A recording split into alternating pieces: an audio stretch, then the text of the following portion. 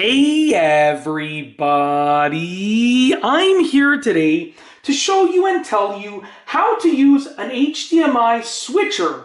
This will be an easy tutorial, so let's get right into the video. As you can see right here, this is my HDMI switcher. You can see it says HDMI 3-to-1 switch, okay? So there are a few different varieties of these, but they work in a very similar way. They work in basically the same way. So I'll be showing you with my specific unit, but you can probably take these instructions and pretty much apply them to your own HDMI switcher as well. These are very, very useful, by the way, if you are connecting to something that only has 1 or 2 HDMI ports and you might have 3, 4, 5 devices you want to connect at the same time, whether it's video game consoles, video streaming devices, whatever the case is, these are super useful. So very simple, I'm going to show you and tell you how to use it, okay?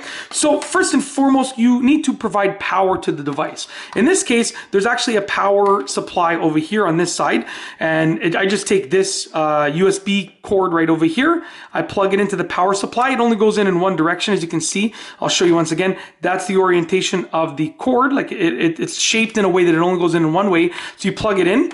On the other side of that, cord, it goes to another USB, which goes to a power brick. So I would plug this in to the wall outlet, and it would provide power to the unit. Actually, I'll do it right now. I mean, I'm not going to be connecting it to anything, but I would plug it into the wall outlet over there, and it would provide power to the actual unit. Let's turn it this way so I don't interfere with the light switch.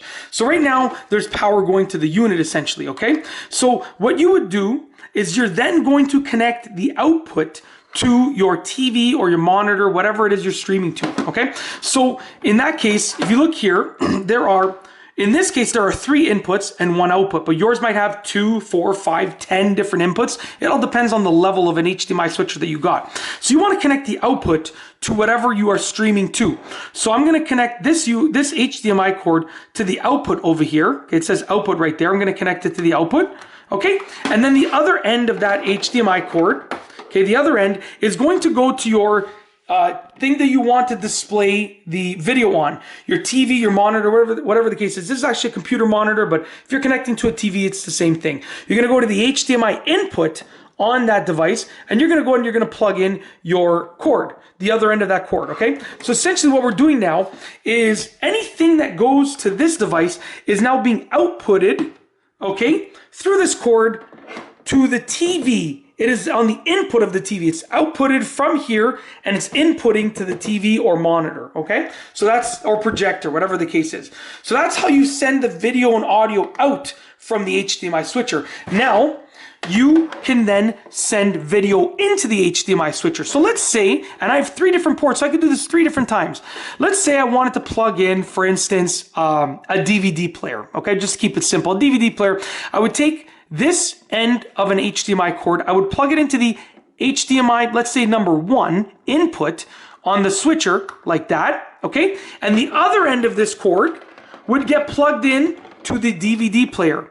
So essentially, we're gonna pretend this is plugged into a DVD player. So what's happening is as follows right now. This is the most basic setup so far. You have your DVD player sending audio and video signal to the HDMI switcher, which then takes the audio and video signal and it sends it to your monitor, your TV, or your projector, whatever display unit you're using, okay? Now the key with an HDMI switcher is that you can plug in more things. So I can plug in, let's say, a video game console and then something else, I don't know, a streaming device, okay? So I can have 3 different things plugged in. And here's where it gets cool. Whichever input we have selected, okay, whichever input we have selected, that's the one that's going to send the video to the display unit, to the TV, monitor, or projector. So let's say I had input 1 selected. The DVD player would then send its video and audio to the monitor, TV, or projector, whatever display unit you're using. If I selected input number 2, then the video game console would be displayed. If I selected input number 3, then the streaming device would be displayed. So it's literally just a matter of whichever one you've selected. Now, to actually use it, that's how to connect everything. To use it on this one, once it's connected properly, right? Because right now it's not connected, like it's not fully powered on. I don't have it connected to any device that has power over here. Once it's connected properly, you just click this and it will cycle through the inputs. Input 1, input 2, input 3. 1, 2, 3, 1, 2, 3, 1, 2, 3, okay? In addition, it came with this converter And with this little remote control, you can select 1, 2, or 3. You can select input 1, input 2, or input number 3, and that's it.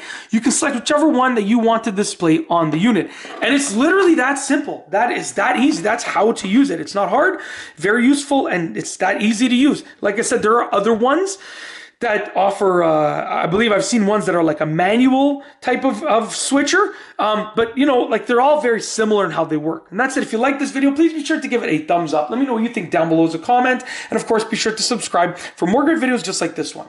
And that's all I have for you today. Thanks for watching.